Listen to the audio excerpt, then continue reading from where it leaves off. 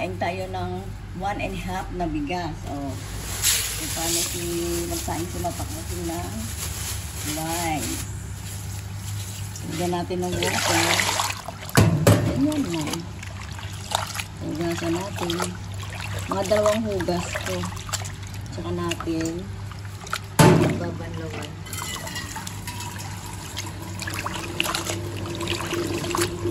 Saglit lang magsaing. Sinaing talaga, kakaiba yung magsaing. Ayan. Hugasan natin ulit. 2 hugas. Tsaka natin tapon yung sabaw.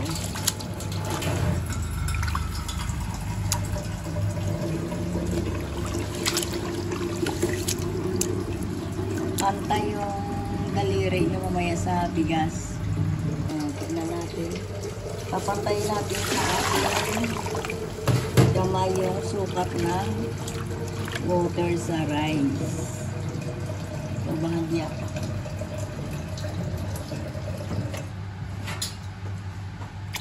Ganyan lang magsukat si Mapakuking yung ating rice. Kulang pa rin.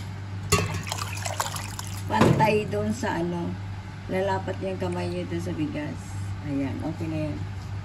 O, lagay natin sa kalan. O, okay na yung ating rice.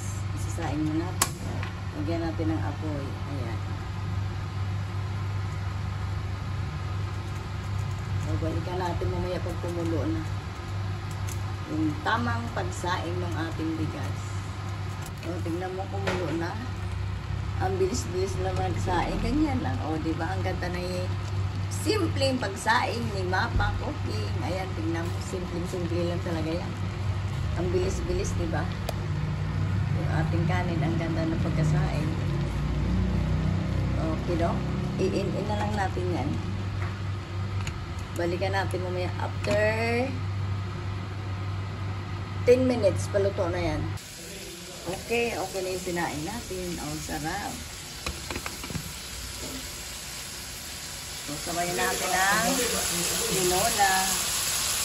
Okay na yung ating rice. So, sabayan natin ang tinolang manok. Ayan, ang sarap ng ating tinola. Patayin na natin luto na yan. Okay daw.